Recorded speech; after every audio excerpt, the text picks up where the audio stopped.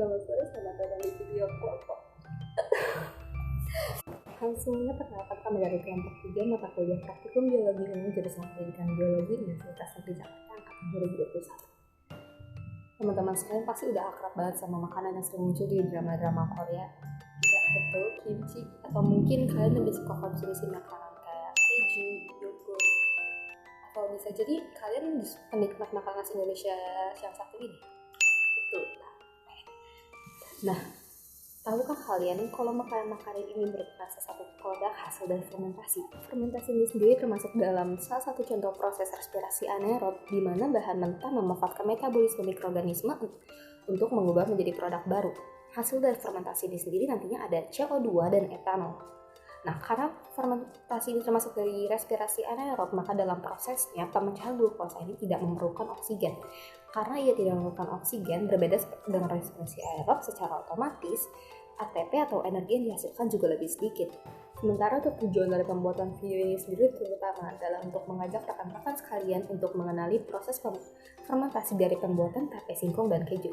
Langsung aja kita simak videonya yang berikut ini. Bahan-bahan yang diperlukan antara adalah singkong, ragi, dan plastik. Setelah itu, singkong dikupas dan cuci bersih, kemudian dipotong kecil-kecil. Kemudian, kukus singkong hingga matang. Perhatikan hati-hati agar jangan sampai singkong terlalu lembek.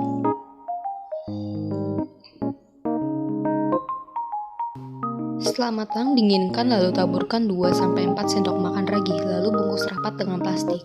Pembungkusan dengan plastik ini adalah untuk mencegah kontaminan dari lingkungan yang akan mengganggu jalannya proses fermentasi.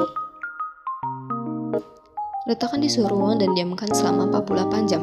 Dalam kurun waktu ini, ragi atau Saccharomyces cerevisiae akan menghasilkan enzim yang akan memecah karbohidrat dari singkong menjadi C6H12O6 yang kemudian akan membentuk etanol, 2CO2, dan 2 ATP atau energi. Nantinya, tape singkong yang telah difermentasi selama 2 hari ini akan memiliki rasa yang manis, tekstur singkong yang lembut dibandingkan sebelum difermentasi, serta menghasilkan aroma alkohol yang khas. Rasa manis ini didapat karena ragi menghasilkan enzim yang memecah karbohidrat dari singkong menjadi glukosa sehingga rasa tape menjadi manis. Untuk fermentasi keju, pertama siapkan susu full cream 1 liter, cuka, garam, baskom atau wadah bersih, saringan kain, piring, sendok makan dan gelas, wadah sebagai cetakan, dan terakhir panci. Pertama, siapkan 5 sendok makan air cuka, tuangkan ke dalam gelas.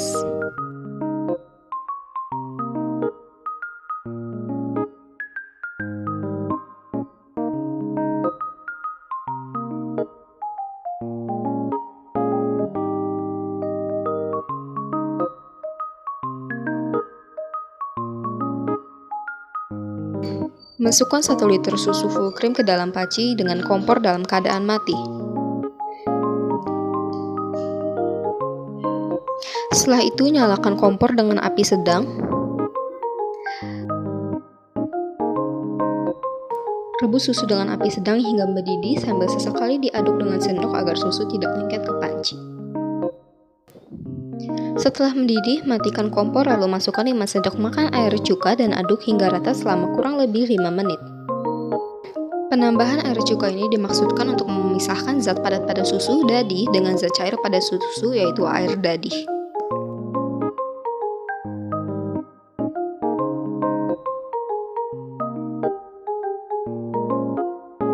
Tuangkan susu yang sudah terpisah antara dadih dan air dadihnya ke dalam saringan, lalu peras hingga air dadih terpisah sempurna dari dadih.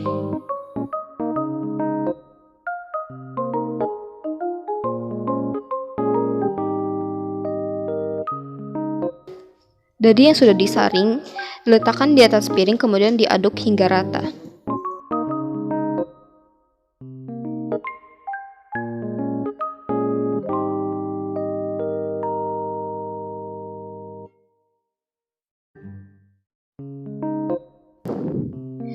Tambahkan 1/4 sendok teh garam, kemudian aduk dadih hingga rata.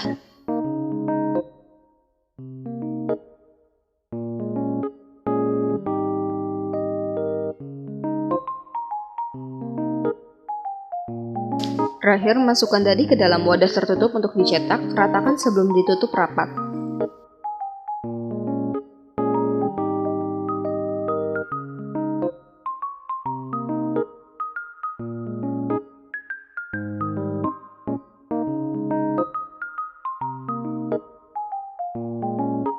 Setelah ditutup rapat, masukkan dadi ke dalam lemari es dan diamkan selama 24 jam.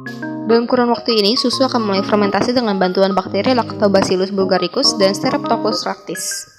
Setelah 24 jam, didih akan mengeras dan membentuk keju. Keju yang dihasilkan ini berwarna putih gading dengan tekstur sukar di parut, sementara rasanya mirip pencampuran garam, cuka, dan susu.